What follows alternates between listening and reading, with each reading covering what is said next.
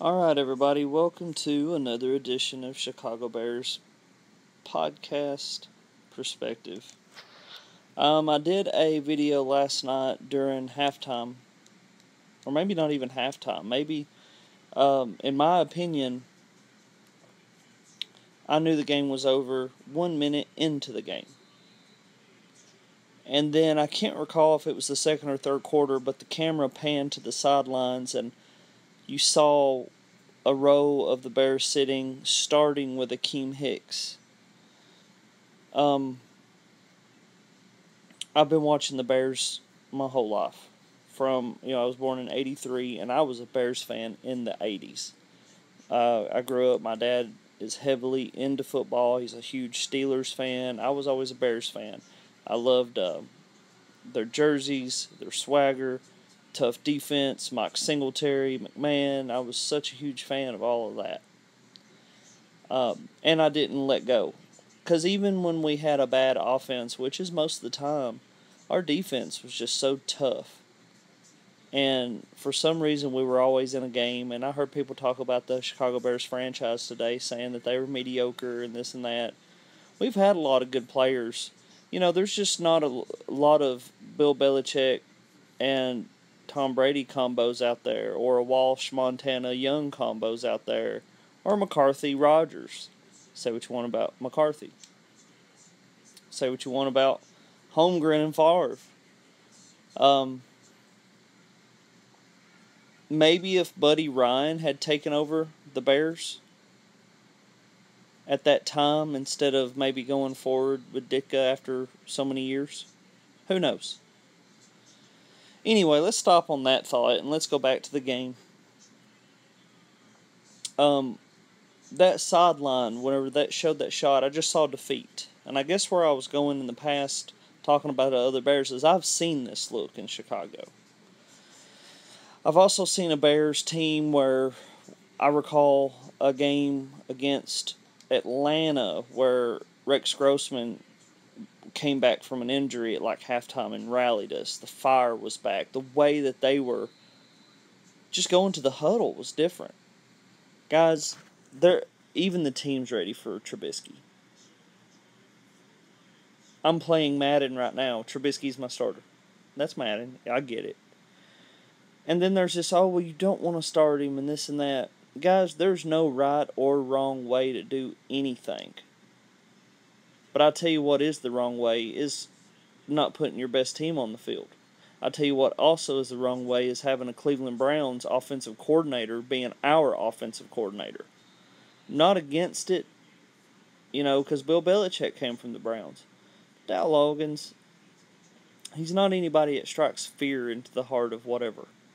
And if he's going to play this Shanahan offense, I was not against keeping Cutler. I'm not a Cutler fan. I'm glad he's gone. I'm glad we moved on from him. I wasn't against keeping him another year, but maybe he was toxic. I really feel Cutler was a lot more toxic than what people realize as to what he was. I mean, you look at Pernell McPhee getting into it with Cutler on the sidelines. Pernell McPhee, that's another player that I feel should be a part-time player. When he plays part-times, you're getting sacks and everything out of him. He just doesn't have the oomph to play every down. That's straight up.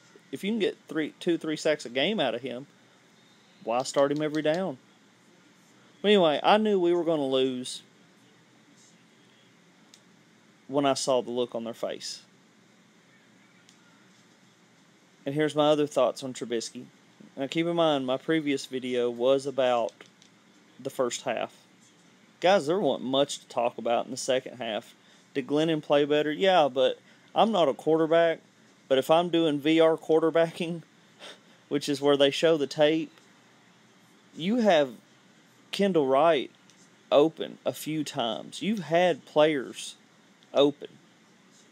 And it's his job to identify that.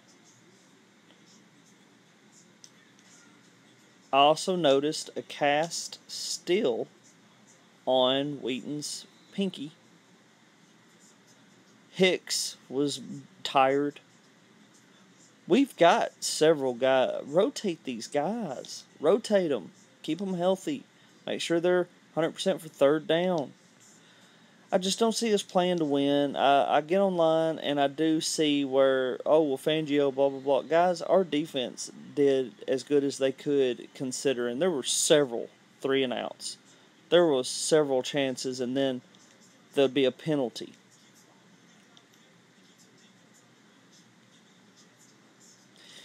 If all Mike Glennon is going to do is hand the ball off and check down to the running back, I am 100% confident Trubisky can do that. Here's what I'm also seeing in Chicago. I'm not a huge Brian Hoyer fan, but 13 touchdowns, 0 interceptions.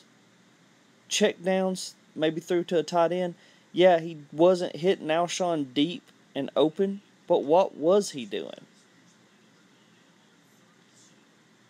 He was still throwing to wide receivers, using tight ends.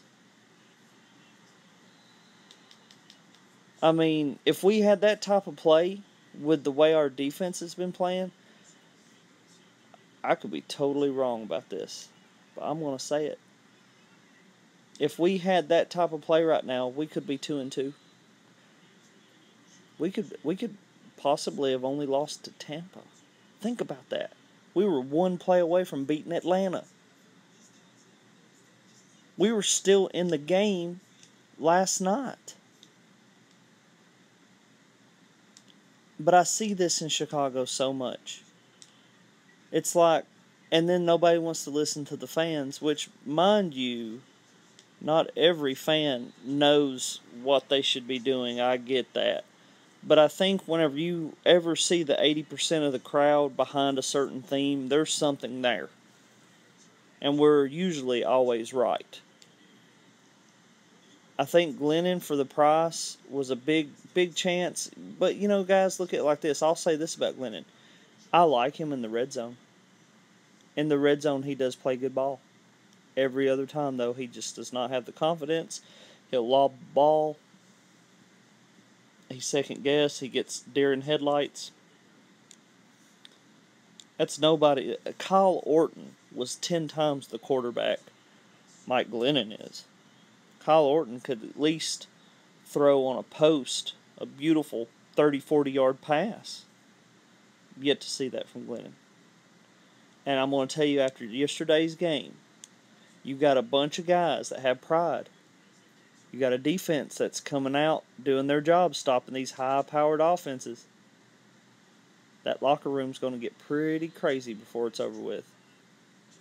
Here's where I'm at with John Fox. Anybody that's kept up with the podcast knows that I strongly dislike John Fox.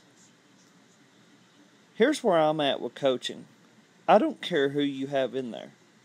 You always go for the best man available. And if you got a guy like John Fox, which I've never, by the way, felt he was a long-term solution. If you got a guy like John Fox, and let's say nobody is available next year. Let's say nobody that... I don't even want Sean Payton. Sean Payton's got Drew Brees right now, and nothing. What are we going to do? Get Sean Payton, have a great offense, while every year our defense dwindles? Guys, I think we shore up Vic Fangio no matter what you think. He is providing us a defense that is playoff caliber. Look at all the injuries, draft picks, and everything coming along. We've got studs on that defense. Best defense we've had since Urlacher took the field. Argue me that. So, and if I don't even care if we got rid of Fox, brought in somebody next year, and the following year Jim Harbaugh becomes available, or somebody that's going to elevate. You get rid of who you have, and you get the guy that's a winner. That's how I feel. This ain't a game of friends. This is a game of we want to win, we deserve to win, and people are even saying it right now. The Bears franchise is one of the oldest. Green Bay took the lead yesterday. It should have been a wake-up call when it was tied. Should have been a wake-up call. We've had 30 years of watching them just murder us. Guys, there ain't much to talk about, of that game last night. We had penalties go against us. More last week that I thought was unfair than this week.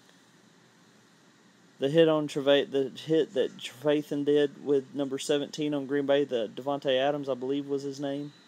I don't know if that was intentional or not. It's easy to slow down a game piece and go, oh, that was intentional. But then at the same time, when you stand up in the middle of the field like that, things happen, and I don't know. One day or one moment, I'm like, yeah, it was intentional. The next moment, I'm like, no. And then you see the passion and the anger and frustration in this Chicago Bears team. Well, let me add this. Let me tell you what I foresee. I see it getting worse. Frustrations are spilling over. And Chicago Bears, which, the few people that listen to this podcast are going to know right off the bat that the Chicago Bears, we never think about Super Bowls. We think about becoming 2-0, and those two games are against Green Bay. Guys, there's not much to talk about. But, I like to keep the podcast going. I like to share my thoughts with everyone and let you know what I'm thinking, and leave your comments. What do you think? How do you think we should handle Fox? Do you think he's a winner? I haven't liked him for over a decade. John Elway fires him, they win a Super Bowl. I've said that till I was blue in the face on this podcast. When you get fired like that, in my opinion, that tells you everything you need to know about that particular player.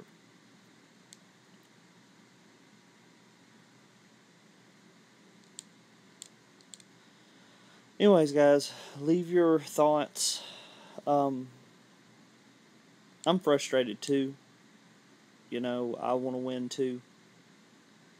I don't know what the best thing to do. I see both sides of the argument with Trubisky. But if all we are doing is handing the ball off and throwing to a running back, I have 200% confidence this guy that we drafted second overall can handle that. 200% confidence. What do you think? Like, subscribe, share. Leave me thoughts on what you'd like to hear in a podcast. I'm just trying to do something a little different than some of the other podcasts. I try to make it a little bit more of just a perspective thing. I don't. If you want something a little bit more intricate and stuff like that, I really dig the Bears Brothers. So I just try to bring something a little different, more of a discussion piece, and see how that rolls. If somebody wants to start doing these podcasts with me, just let me know. I'm open to grow this channel. And to me, it's never about how many people listen to these. I'm a Bears fan, and I love talking Bears. And I'm not even from Chicago. You can tell by the accent. I love my Chicago Bears. Regardless if we picked up the coach that I can't stand, regardless if we have inept quarterback play, regardless if we make bad picks in the draft, regardless if we make bad free agency signings, I will always support my team. Always. Alright, guys, I'm out. I will see you guys next week for the Minnesota Vikings game, and hopefully we will have sure hands. Let me add this. I noticed Sanchez wasn't suited up last night either. Here's my thing. Is Sanchez a great quarterback? No. But are we doing that thing where we're not starting the quarterback that might be able to throw to a wide receiver 5 times a game? Glennon, is he better in the red zone than Sanchez? I would bet yes. But is Sanchez better getting to the red zone? Guys, I think with our defense, if we can get field goals, do you realize where we would be in these games with our defense playing like it is? I'm ready to, if they don't want to start Sanchez, Then they put him in a second string just to appease the fans to get us off their backs.